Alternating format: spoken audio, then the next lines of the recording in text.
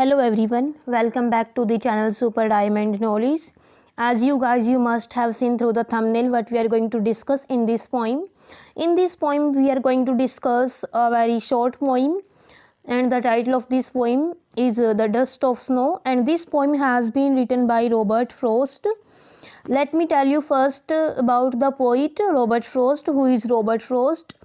Guys Robert frost is a well non American poet of nature. जो ये American poet हैं जो nature के बारे में लिखते हैं. And in this poem he represents a moment that seems to be very simple but has a larger significance. एक बड़ी सिंपल से मोमेंट को इस पोइम में प्रेजेंट किया गया है, लेकिन वो बड़ा ही महत्वपूर्ण है, बड़ा इंपॉर्टेंट है वो.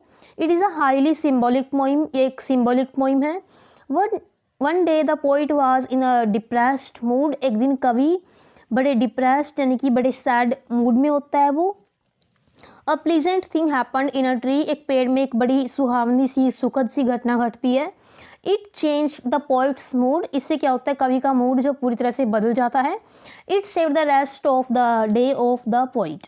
इससे क्या होता है, जो कवि का बचा हुआ दिन है वो सेव हो जाता है. पहले वो सोचता था कि उसका जो दिन है वो ख़राब हो चुका है, लेकिन जैसे ही वो सुखद घटना घटती है उसके बाद उसका जो मूड है वो पूरी तरह से बदल जाता है. हम इस जो कविता की जो ब्रीफ है उसको एक्सप्लेन करने की कोशिश करती हूँ. Let me try to brief this poem in a 2 or 3 lines. Dust of Snow is a very beautiful poem of nature written by Robert Frost. In this poem, a symbolic incident is presented.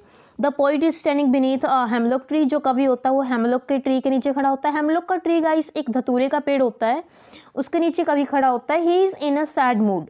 वह एक sad mood में होता है, उदास होता है. He thinks that his day has been ruined. वो सोचता है उसका दिन बर्बाद हो चुका है, ख़राब हो चुका है. जस्ट देन, तभी, a crow shakes the hemlock tree. एक कौवा आता है और वो हेमलॉक के ट्री को शेक करता है, उसको हिलाता है. उससे क्या होता है, जो डस्ट ऑफ स्नो होते हैं, बर्फ़ के कण होते हैं, वो कवि के ऊपर गिरते हैं और उससे क्या हो जाता है, उसका जो मूड है पूरी तरह से बदल जाता है. It changed the poet's mood completely and the rest of the day is saved. Let us read the lines of this very poem. The very first line, the way a crow. Way होता है तरीका, जिस प्रकार से. A crow एक कौवा. Shook down हिलाता है. ऑन मी मेरे ऊपर. शूक हिलाता है, डाउन गिराता है मेरे ऊपर. द डस्ट ऑफ स्नो बर्फ़ के कणों को. From a hemlock tree. जिस प्रकार से एक कौवा एक धतूरे के पेड़ से बर्फ़ के कण को मेरे ऊपर गिराता है. इन 4 लाइनों में गाइस सिर्फ यही बात कही गई है कि जिस प्रकार से एक कौवा होता है और वो धतूरे के पेड़ को हिला करके मेरे ऊपर बर्फ़ के कणों को गिराता है. नेक्स्ट लाइन्स देखिए गाइस. हैज़ गिवन दे दिया है. माई हर्ट मेरे हृदय को. अ चेंज ऑफ मूड मेरा मूड जिससे पूरी तरह से बदल गया है. एंड सेव्ड और बचा लिया. सम पार्ट कुछ हिस्सा. Of a day I had rued और मेरे दिन का कुछ हिस्सा उसने बचा लिया है.